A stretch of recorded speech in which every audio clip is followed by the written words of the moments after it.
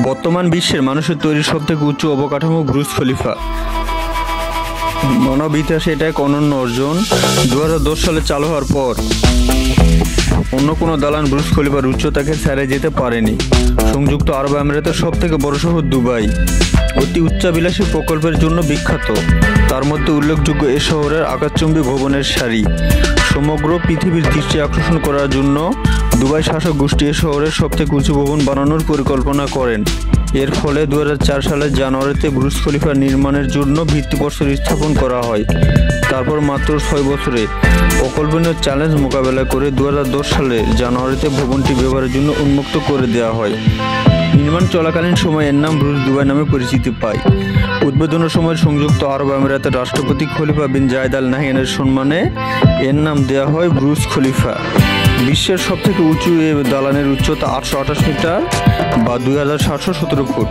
163 তলা বিশিষ্ট এ ভবন এতটাই উঁচু, এর নিচতলার সর্বোচ্চ তলার তাপমাত্রার পার্থক্য প্রায় 10 ডিগ্রি সেলসিয়াস। বিশাল এ ভবন নির্মাণের খরচ প্রায় 1.5 বিলিয়ন মার্কিন ডলার, বাংলা টাকায় যা 12,500 কোটি টাকার সমান। ভবনের নিচের ফোয়ারা নির্মাণ করতেই খরচ 133 মিলিয়ন পাউন্ড। প্রতি বুধবার থেকে শনিবার সন্ধ্যা থেকে প্রতি আধা ঘন্টা পর পর এই ফোয়ারার প্রদর্শনী চলে। প্রশ্ন জাগতে পারে, এত উঁচু ভবনের কাজ কি? বুর্জ খলিফা একটি বহুমাত্রিক ভবন। এই ভবন আছে বহু নামি দামি রেস্টুরেন্ট, হোটেল, আবাসিক অ্যাপার্টমেন্ট, অফিস, যোগাযোগ ও সম্প্রচার কেন্দ্র। এই ভবনের সবথেকে পর্যটন আকর্ষণ বুর্জ খলিফার পর্যবেক্ষণ ডেক। পৃথিবীর এই সর্বোচ্চ পর্যবেক্ষণ ডেক থেকে বুর্জ খলিফার চারদিকে 90 কিলোমিটার পর্যন্ত দেখা যায়। একইভাবে 95 কিলোমিটার দূর থেকেও বুর্জ খলিফার সর্বোচ্চ বিন্দুটি চোখে পড়ে। বুর্জ খলিফার নকশা করা হয়েছে হারমোনোকালিস নামে একটি ফুলের আদলে। ধীরে ধীরে উপরে ওঠার সাথে সাথে এর এক একটি পাপড়ির দৈর্ঘ্য কমে এসেছে। ভবনটিতে আছে 3টা আলাদা প্রবেশপথ।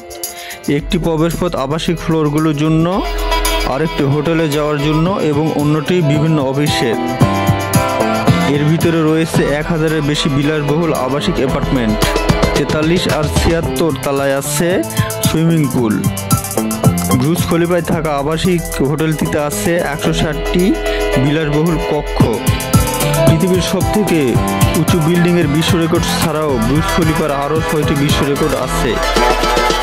এই বিশ্বের সবথেকে উঁচু ফ্রি স্ট্যান্ডিং স্ট্রাকচার বা স্বতন্ত্রভাবে দাঁড়িয়ে থাকা বিশ্বের সবথেকে উঁচু স্ট্রাকচার।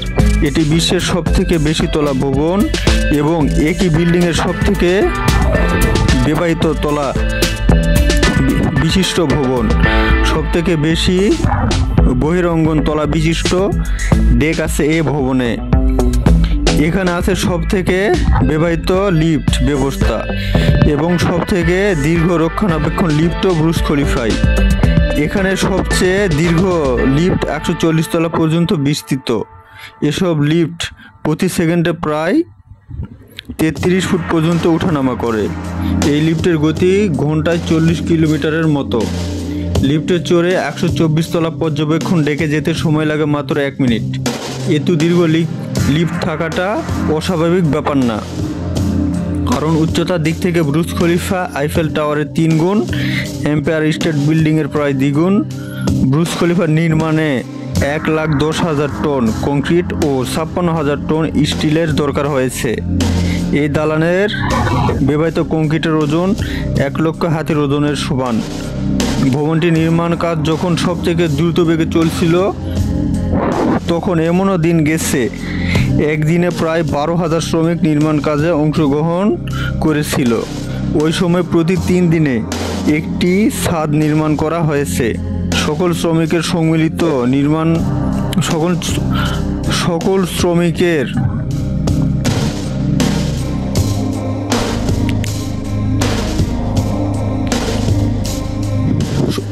সম্মিলিত পরিশ্রম হিসাব করলে 2,20,00,000 ঘন্টার পরিশ্রম লেগেছে। ব্রুজ খলিফার মতো আকাশচুম্বী অট্টালিকা টিউব স্ট্রাকচার পদ্ধতি ব্যবহার করে অনেক কম খরচে বহুতল ভবন নির্মাণ করা যায়। জেনে অবাক হবেন, ব্রুজ খলিফা সহ বর্তমান সকল আকাশচুম্বী অট্টালিকা তৈরির অভিনব পদ্ধতি আবিষ্কার করেছেন একজন বাংলাদেশি। তার নাম ফজলুর রহমান খান। এফআর খান নামে তিনি বিশ্বে পরিচিতি। এমনকি ব্রুজ খলিফা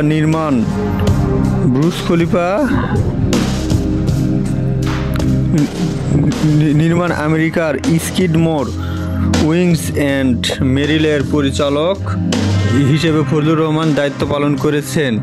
তার নকশায় নির্মিত সিয়াস টাওয়ার প্রায় দীর্ঘ 25 বছর পৃথিবীর সর্বোচ্চ ভবন হিসেবে পরিচিত ছিল।